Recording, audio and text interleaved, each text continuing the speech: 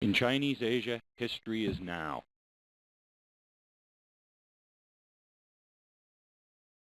Have you been to Rome and seen the Colosseum? It is magnificent. How about the pyramids outside Cairo? The Great Pyramids have to be seen to be believed, and even then are hard to grasp. The 2004 Summer Olympics in Athens introduced a new generation of travelers to the Acropolis and the Parthenon, testaments to the golden age of Greece. 3 destinations, each with historical treasures and one more thing in common. None of the cultures and societies that built these treasures exists today. The taxi driver that speeds around the Colosseum today has nothing to do with ancient Rome. Roman culture and society disappeared a long time ago. Modern Italians don't keep slaves, make sacrifices to Jupiter, or go to stadiums to watch gladiators fight or lions dine on Christians. The tour guide leading you on the back of a camel around the pyramids has nothing to do with the civilization of the pharaohs. He doesn't read hieroglyphics or worship the sun. The same is true of the bus driver taking you to the Acropolis. He can't read ancient Greek and doesn't go to Delphi to listen to the oracle. These 3 ancient civilizations have disappeared. The language is spoken, the social and economic systems used, religious figures worshipped, and beliefs held, all gone. Have you ever been to the Great Wall of China? It is truly impressive. Snaking over hillside and mountaintop, the wall cannot be described by words. Like the Great Pyramid, you really need to see it to really grasp its size and grandeur. Unlike at the pyramids, though, the hawkers selling tourist baubles beside the wall are the direct descendants of the people who built it. The civilization that built the Great Wall still exists. The tour guide still speaks and reads the language used by the architects who designed it, prays to the same gods, and learns the same basic social rules. Am I guilty here of oversimplification? Yes and no. Modern Chinese Asia has of course changed from the ancient China of emperors, harems, and foot binding. But in many important ways, China has not changed that much at all since the wall was built. Each of the various Chinas does use some form of modern political economic system, communism, capitalism, democracy, and so on. But all modern Chinas are still based upon a Confucian structure, still use the Chinese pictographic language, still venerate age as wisdom, and value humility over self-promotion. The food is the same too. A modern time traveler would not find pizza in ancient Rome, but the barbecued duck and fried rice found in a modern Beijing hotel are the same as they were a millennia or 2 ago. How far back can you trace a Western family? 500 years? 1,000 years? I'm no genealogical expert, but I'd be suspicious if you said you were the direct lineal descendant of Charlemagne. Why? Too far back. How would you prove it? The same is true if you said you were related to Leonardo da Vinci, who lived a mere 500 or so years ago. Same reason. How would you prove it? Sure, there must be Western families that can trace their roots back 500 years, or even a few hundred years more, but such cases are extremely rare, and most people would wonder at such a claim. Western civilization has gone through too many changes, too many upheavals, for families to claim such ancient relatives with a straight face. Not so in Chinese Asia. In Taipei today, there is a man who claims to be the direct lineal descendant of Confucius. Wow!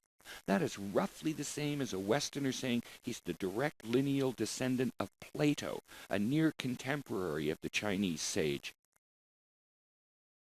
How long ago is that? Confucius lived 551 to 479 BC, 2,500 years ago. At a generous 20 years a generation, that would make the Taipei relative the great sage's 125th great-grandson. Imagine the family reunion. Anyone can claim such a lineage, sure, and to be honest, I find the great-great-great-grandson's claim hard to believe. What I believe is not important, though. What is important is people in Chinese Asia believe his claim, believe that a Chinese family can have such deep, ancient roots. The Italian taxi driver may be proud of ancient Roman greatness, but even the most fervent Italian would not try and claim Virgil or Mark Antony as his grandfather. To modern-day Italians, ancient Rome is history, something learned from books. Chinese history is fabulously rich, full of stories and characters tailor-made for movie plots and bestsellers. But, at least for our purposes, what is important is not what happened, but why, and how ancient, and not so ancient, Chinese history continues to shape modern Chinese attitudes and actions. All cultures are unique, true, but China's is more unique than others, not just today either. China's uniqueness dates back to prehistory. There truly is no other great ancient civilization like old China. The overriding reason is geography. Put yourself back before airplanes and trains and look at China on a map. China is isolated from the rest of the world, to the east by the world's largest ocean, to the south and southwest by the world's tallest mountain range and incredibly dense jungle, and to the west and northwest by immense deserts. Unlike all other great ancient civilizations, China developed on its own. The other great ancient civilizations learned from, borrowed from, and built upon the preceding civilizations. The Egyptians learned from the Sumerians, the Phoenicians from the Egyptians, the Greeks from the Phoenicians, and the Romans from the Greeks. While each civilization made great contributions on its own, each also stood on the shoulders of the ones that came before. Each benefited from the ideas and inventions developed elsewhere. China developed on its own. Yes, to anticipate a question, I know all about the Silk Road, the great caravan routes across the western desert. The Silk Road had far more effect upon the West, however, than it did upon China. Trade was mostly in goods, not ideas, and few Chinese were involved in the trade. In fact, in China's long history, there is only one good example of old China borrowing a key idea from outside. That is borrowing Buddhism from India during the Tang Dynasty, 5 to 700 AD, and even then it was a typical Chinese borrowing, not a straight transfer. It was changed, made Chinese. Am I oversimplifying again? I don't think so. There, of course, was some contact between the West and China, and there are no doubt West to China knowledge transfers. Yet not only are these examples rare, none affected the course of Chinese history or social development to any significant degree. China was unique and did develop independently. Think about what that means. While it's hard to call Romans humble, they were aware of and influenced by, say, Egypt of the pharaohs and the ideas of the Greeks. Even when astride the known world as a colossus, the Romans knew they were not unique. Best, perhaps, but not unique. Not so ancient China. The little that was known of the outside world was considered fanciful fable, and only really served to highlight how unique the Chinese thought they were. Developing on their own had a dramatic effect on how the Chinese viewed themselves. With no one to compare to, no one to learn some cultural humility from, the Chinese thought of themselves as the true, the only founders of civilization. But what about Japan? What about Korea? Didn't they affect Chinese development? The short answer is no, they didn't. In fact, the opposite happened. They were affected by the Chinese. To tempt oversimplification yet again, one could say that most key parts of Japanese and Korean culture came from China. Why? Because China came first, by a long way. For example, rice farming in Japan is thought to begin around 100 BC, at least 1,000 years later than in China. Korean culture is similarly late and similarly dependent upon borrowing ideas, methods, and systems from China. This pattern of cultural borrowing holds true for all countries and cultures that surrounded China. To each also cut off from the ancient Mediterranean cultures, China was the center of the known world, be it language, religion, traditions, philosophies, theories of communal instead of individualistic society, ideas of government. All peripheral peoples borrowed large parts of their culture from the Chinese. If imitation is the sincerest form of flattery, China had good reason to feel flattered. Everyone they knew copied them. Even the barbarian tribes from beyond the Great Wall learned and borrowed from China. Even while building the pyramids, the Sphinx, or various temples, the Egyptians were aware of and fought on equal terms with surrounding peoples. The Greeks not only had to compare themselves with each other, Athenian democracy versus Spartan organization, for example, they had both Persians and pyramids to keep themselves somewhat humble. Even the all-conquering Romans knew of and learned from various other cultures and traditions. The Chinese had no other such people to look up to or learn from. No reason ever to learn humility. The Chinese were superior and knew it. All other cultures orbiting the Chinese sun accepted Chinese superiority, even if they didn't like it. Think about what the view from China must have been like back then. Cultures and people in every direction were less advanced and very interested in learning from the Chinese. Nowhere could the Chinese see a culture, people, or society they could learn from. It would be hard not to feel superior in such a situation. Chinese characters often show a lot about Chinese thinking. In this case, how they look at themselves and their position vis-a-vis the rest of the world. The word China is made up of two characters, Zhong, literally center, and Guo, literally kingdom or country. Put them together, Zhongguo, and you have Central Kingdom, China. The Chinese were the people and culture and society in the center between heaven and the rest, the non-Chinese. Barbarians, you and me. If you are not Chinese, you are by definition a barbarian.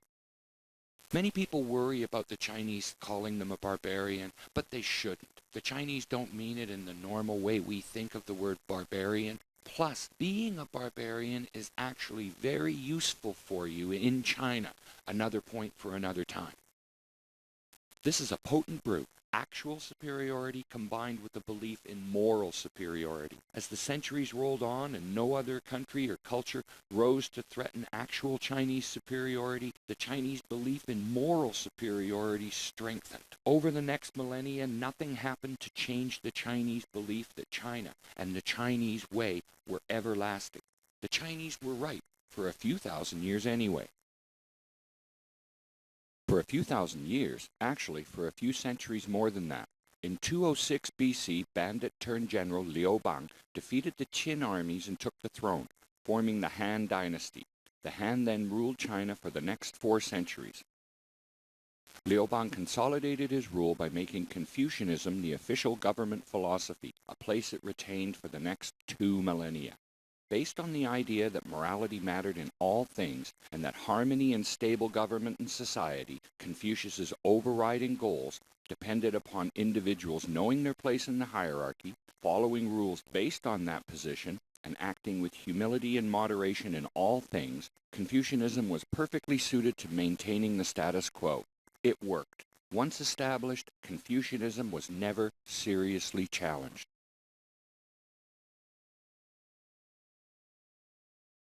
The Confucian system introduced by the Han endured. More than endured, it conquered. Based on the idea that the past had all the answers, China looked backwards, not forwards, trying always to regain the glorious past it had lost. For 2,000 years, China didn't change. Not the language, not the religion, except for the introduction of Buddhism, and even that had been rewritten to match Confucian ideals, and not the system of government. China was everlasting. Think about this for a moment. No change for 2,000 years. Unbelievable. Making this achievement even more remarkable was the fact that China endured even in the face of serious challenges from barbarians from beyond the Great Wall. Twice barbarians invaded and conquered China. First was the grandson of Genghis Khan, Kublai Khan, who defeated the Song armies and formed the Yuan dynasty. Next, the Manchurians from the northeast, who defeated the Ming and conquered China in 1644, forming the Qing dynasty. In both cases, the barbarian rulers did little to change China, and instead worked hard to translate Chinese texts and ideas into their languages and systems, eventually becoming more Chinese than the Chinese. Both had the might of arms to prevail on the battlefield, but nowhere near the intellectual or organizational might to impose their ways upon China. Chinese armies lost the battles, but Chinese civilization won the wars. China was truly everlasting. Imagine for a moment the emperor's view of the world in 1793 and the Chinese place in it.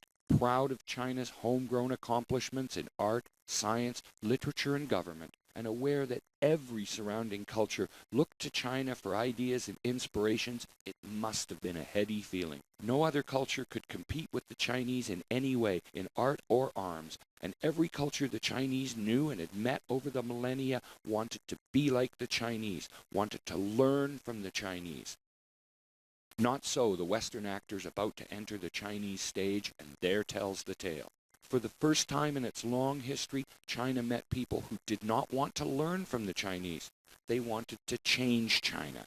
How they wanted to change China and why, and how the Chinese tried to deal with these new challenges to Chinese superior position, sets the stage for the next act, the start of the end of everlasting China.